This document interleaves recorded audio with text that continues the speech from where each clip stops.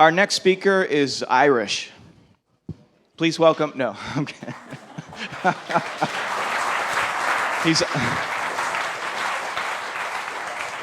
He's not only Irish. He lives in Amsterdam, and he's oh yeah. Shout out to Amsterdam. And he's senior UX designer at Booking.com. No round of applause. Are we streaming that? Okay. Please welcome Edward O'Riordan.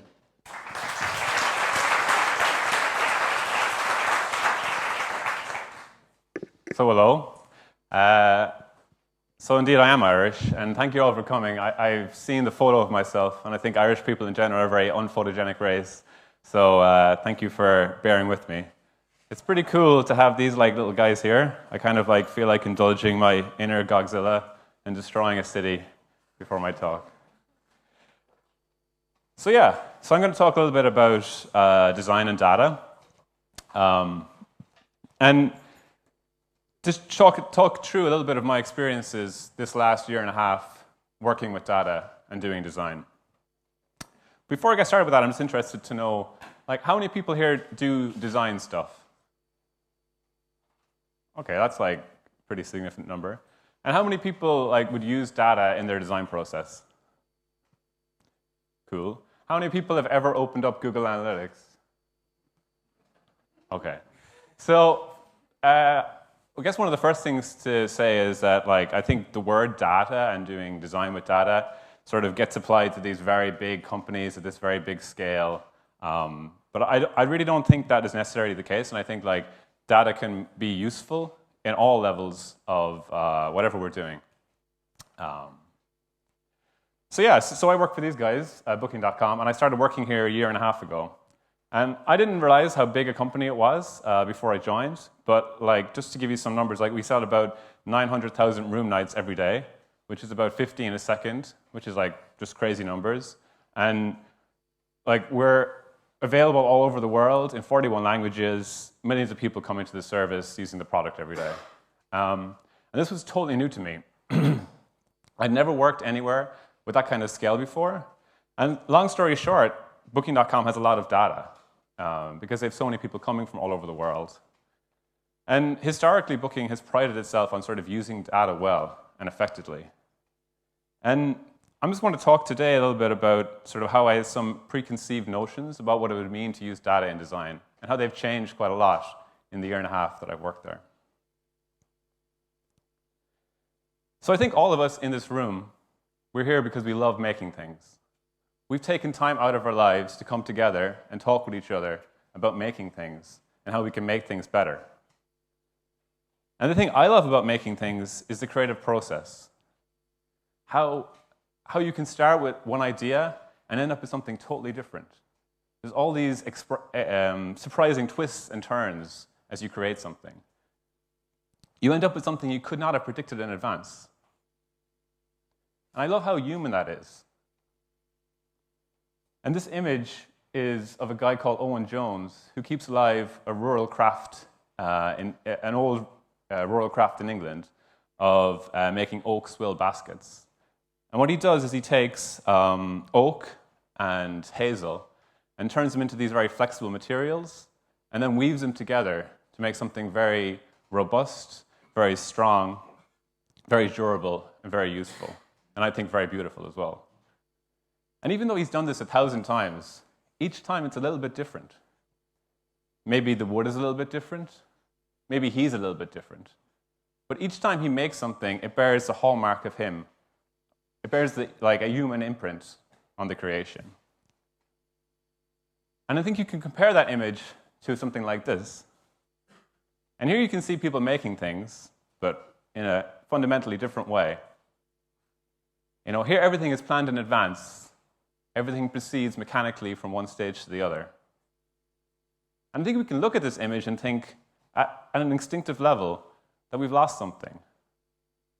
That it's making things having lost a bit of its soul. And if we zoom in on the people making those things, we can see an individual like this, a person on the assembly line. And like Charlie Chaplin's character in Modern Times, they feel trapped in automation. They're trapped in a mechanical process, and the cogs are just bringing them along for the ride. And so before I joined Booking, I would have shared some of these feelings. Now, I might not have been able to articulate it in that way, and I wouldn't have been, had a super negative reaction towards designing with data. But I would have had, I think at a gut level, a feeling that by bringing data into the design process, I would in some way dehumanize it. That data, in some nebulous way, was causing design to lose its soul. And I think ideas like this contributed to that sense. So this was sort of a common thing that I had heard, a common refrain from companies who had claimed to embrace data. And in many ways, it sounds really good. You get to remove all that messy human subjectivity from the process of making things. You get to replace it with the pure light of reason. There's just one problem with that, of course. It's nonsense. Because it's one of those phrases that sounds meaningful until you begin to think about it a bit more. And one of the things that I've learned is that data does not speak for itself. Data does not make decisions. Humans do. And I think that's a key thing we need to understand if we want to use data well. And one of my favorite ways of expressing this idea is by this guy. And so, yeah, fictional character, but I think we can all agree, like a pretty smart guy.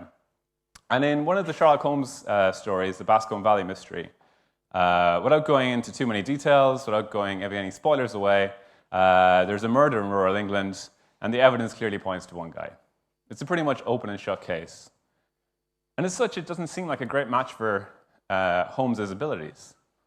It seems a bit too easy. And this is sort of the thing that Watson thinks. He thinks that it's so easy that it's not worth our time. Why waste time on something that's so obvious? And Holmes pauses for a second and then comes back with this. And he says, there's nothing more deceptive than an obvious fact. And to me, an obvious fact is one which slides so seamlessly from data to interpretation that we forgot that we interpreted it at all. And I want to go through two fairly simple examples of a misuse of data, or how data can be used incorrectly, because sometimes we see things and we think they're obvious facts. So, to give a pretty classic example, you work on a product, you have a call to action on your homepage, and for a long time you've been thinking, well, maybe we should redesign it. Maybe we can make it pop. Maybe we can draw more attention to it. And so you go away on holidays, and the intern that joined last week is given the task of redesigning this button to make it better. And so they decide to do that as an A/B test. So half the audience sees this version of the button, and half the audience will see this new version that the intern is going to design. And so you come back from your 2 weeks of holiday, your head's down as you walk into the office, you're kind of wondering when you can go away again. You open up your 10,000 emails, you drink your coffee, and one particular email really stands out, really catches your eye. And it's something like this. It's the results of the A/B test that the people ran in your absence. And so you can see that in the current design, we have X number of click-throughs, and the new design, we have like 4 times the amount. And you're super impressed. You think, wow, where is the button that I can press to make this go live? I want to do it as soon as possible. But you pause for a moment and you think, well, maybe I can learn something here. What did they do that had such a profound effect?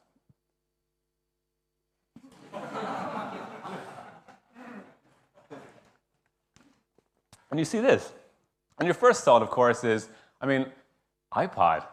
What would the graphs have looked like if it had been an iPhone? Come on, iPods are for kids. But your second thought is, oh my God. Oh no. Oh no. And I think, if you can unpack that a little bit, obviously there's an aesthetic reaction to this because it's quite ugly. But there's also, you kind of think, well, what negative effects is this actually going to have? And because you had the foresight previously to also collect customer service calls when you run your A/B testing, you dig up a graph and it looks something like this. So the people who are exposed to the old, boring version of the button hardly anyone called. This new version, your customer service center was overloaded.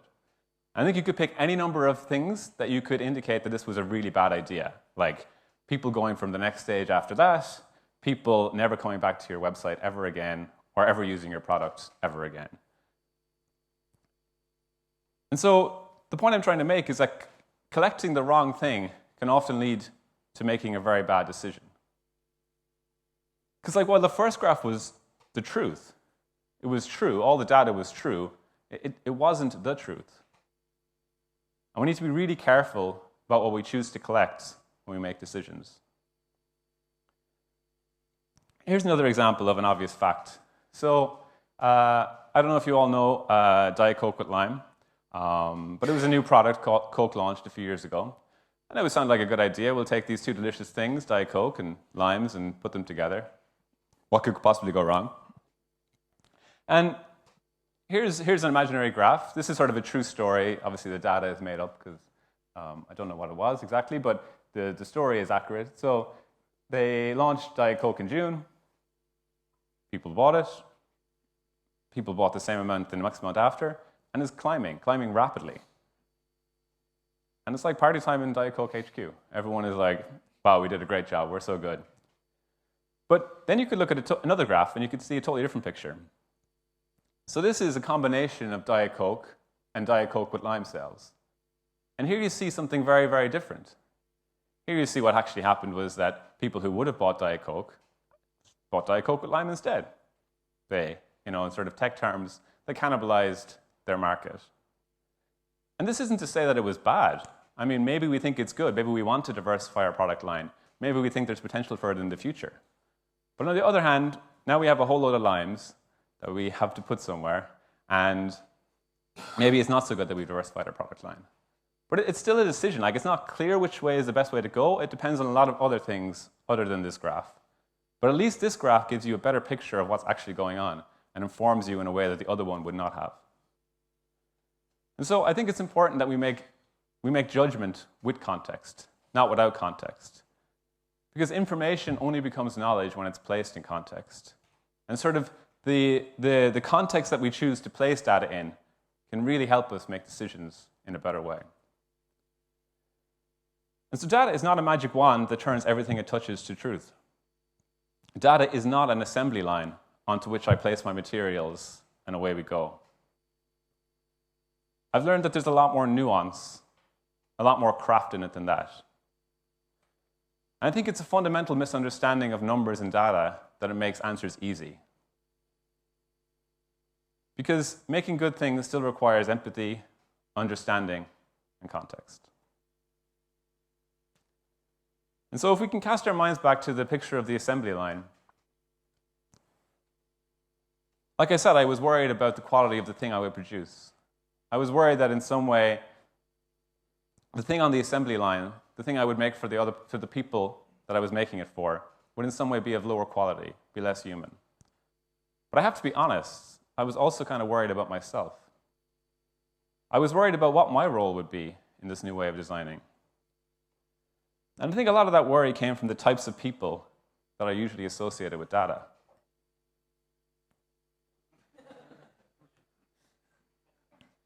Because this is the guy who cares about these archaic jargon business terms that I had no interest in. What are EMA's KPIs for Q2? And I don't know how you feel when you see this image, but after a little while, actually, I begin to feel a bit tense. And slowly but surely, it brings up all the insecurities I've ever had about my design and design process. It brings to mind every time that I've spent hours, days, weeks working on something, pouring my heart and soul into it, only to be told that, yeah, I don't really like blue. I'm sorry, don't really like blue. This guy is the personification, to me at least, of let's make the logo bigger. He's the personification of every time that my heart is sank in a design meeting. And so to relax myself, I might look at an image like this. And this is an image of people hacking on Wikimedia, which is the software that drives Wikipedia. And I feel a lot more comfortable, because here it's people I can identify with. It's people working together. Sure, we have disagreements. Sure, we have conflicts. Sure, we have strong opinions about what's going to get built. But there's not one person whose whims decide. Maybe we elect a leader. Maybe we hash it out amongst ourselves. But we figure it out together. And there was a real problem for me where power would lie when I used data. Because whatever small sliver of power I had in the face of the client who didn't like blue, or in the face of the highest paid person in the organization, or the most powerful group of people in the company I was working for, that would all disappear. Because whoever had access to data would call the shots. And so I was worried about power. Because who has access to data helps to shape the decisions that we make. But something that really surprised me and something that I've found very interesting is actually I've seen the very opposite. And because if you democratize data, if everyone has access to it, power becomes much more distributed. So, for example, when I work on a team to make a new feature of booking, everyone on the team gets a lot of say in what we decide we're going to collect and look at and measure. And then we get all decide together, looking at the data, looking at other things, other inputs, what the judgment we should make is. And actually, using data has given me a lot more empowerment in a way that I did not imagine. And it's also given me a lot of freedom to try things. And I can try things, and I can experiment, which I think is a profound change, for me at least, in how I worked. So like in my first few days of booking, I joined a team. They asked me, what do you think we can do to improve the product? I told them, we talked about it, and then they said, why don't you just go do it? And we could do that because if what I did sucked, we could see the measure, and we didn't have to stay there forever. No big deal. And being wrong is actually, I found it to be really great. And I think if you ask anyone who's ever done much data stuff online or done some A/B testing, one of the common themes is that we're wrong a lot. And success is a lousy teacher. It's a cliche, but I think it's true. You learn more from your failures than from your successes. Because being wrong makes you self-reflective. It makes you question things that you took for granted. It makes you question your bedrock.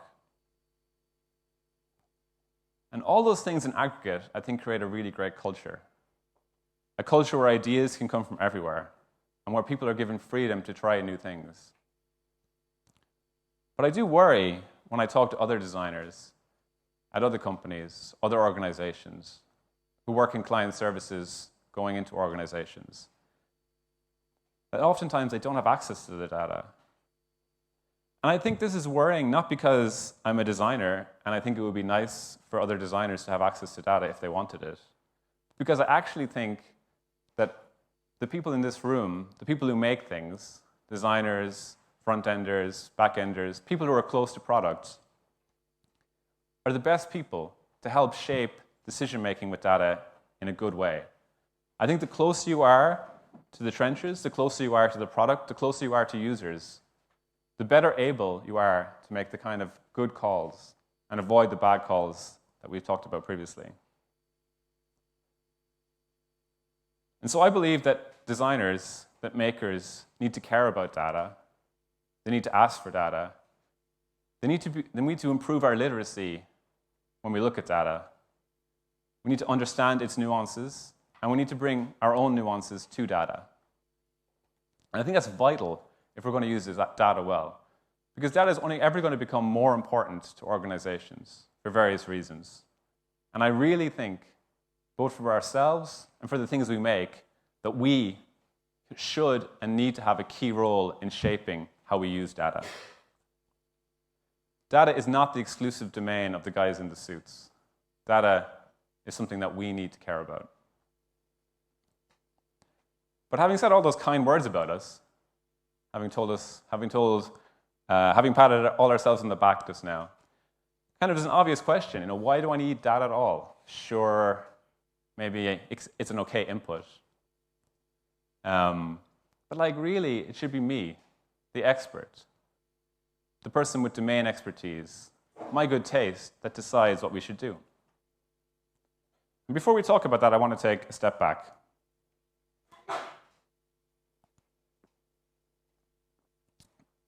So this is a cartoon of a little dude doing sort of all the things of everyday life 15 years ago. Sorry, I'm hanging out, doing fun stuff, looks good. And here's him doing all those activities today.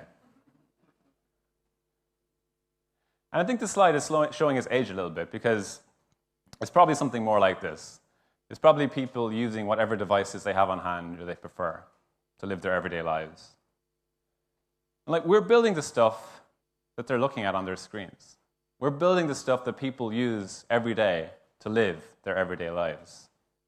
And I say that not to praise us. I say that to scare us. And behind every metric we see, behind every number, like there's a human being trying to do something with the thing that we've made. There's a human being trying to live their lives on our website, using our services, using our products. And a few months ago, I saw a tweet, and I'm paraphrasing a little bit, but it was something like, what it's like to see a user use your product for the first time. And there was this little GIF embedded in it.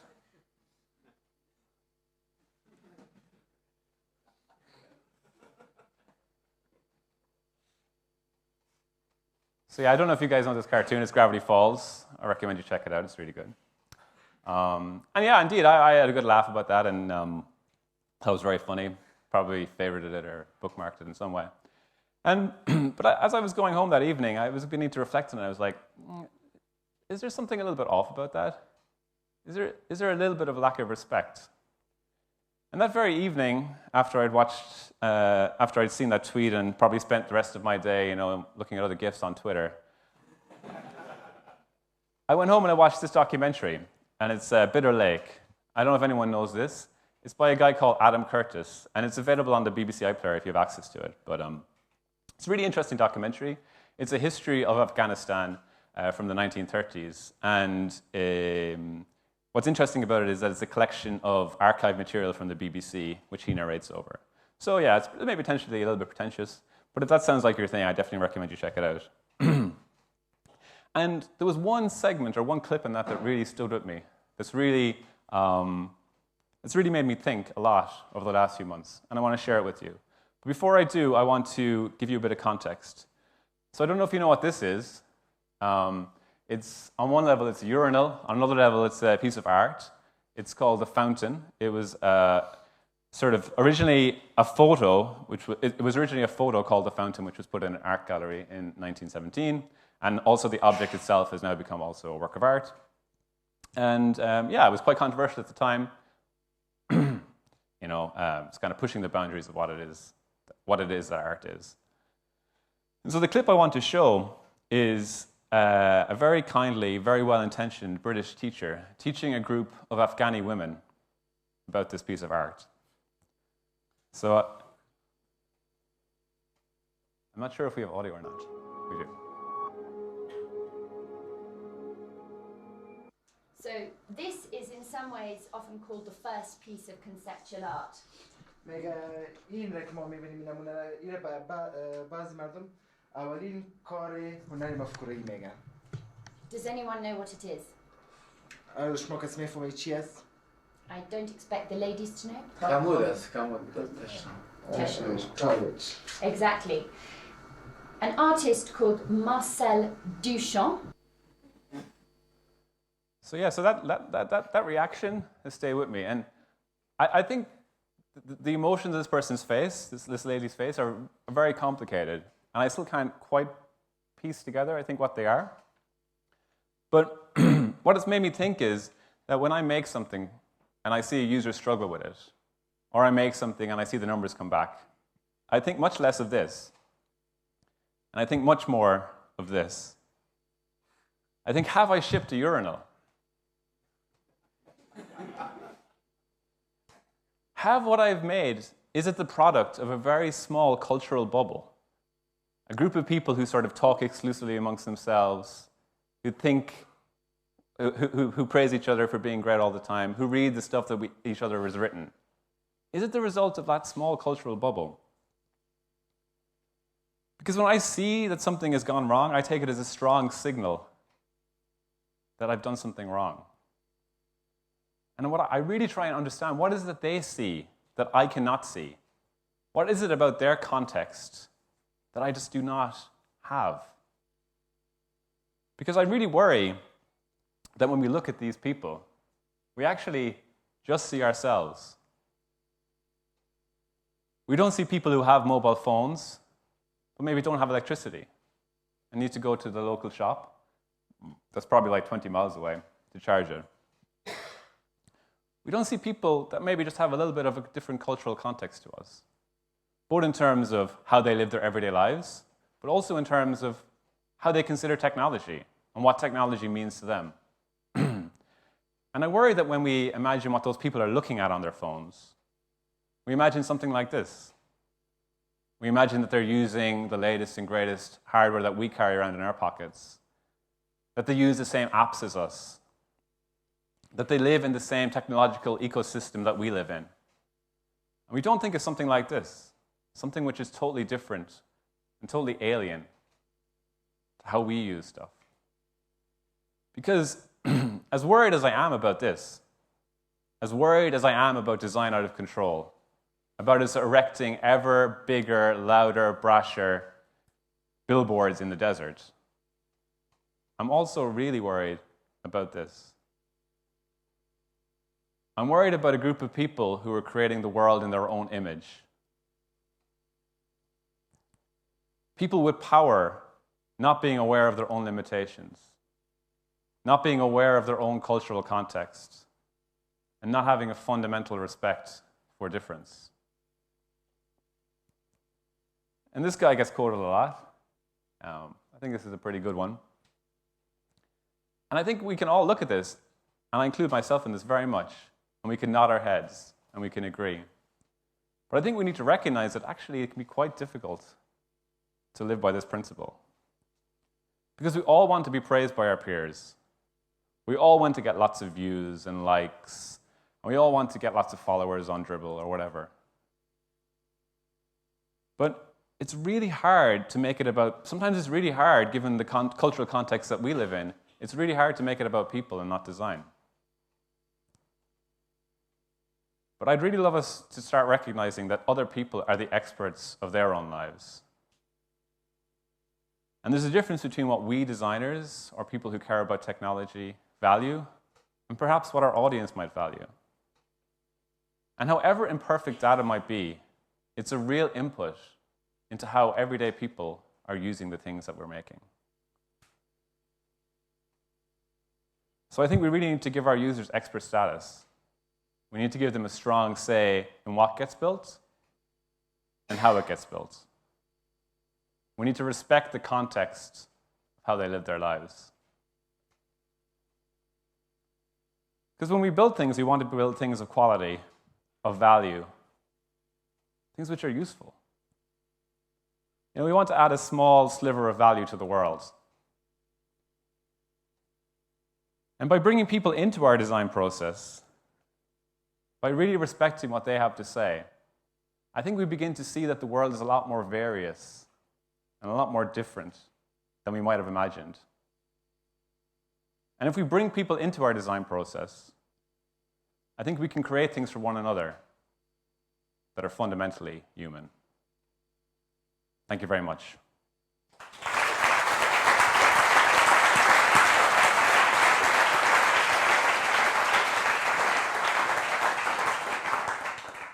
Thanks, Edward. That was a great talk.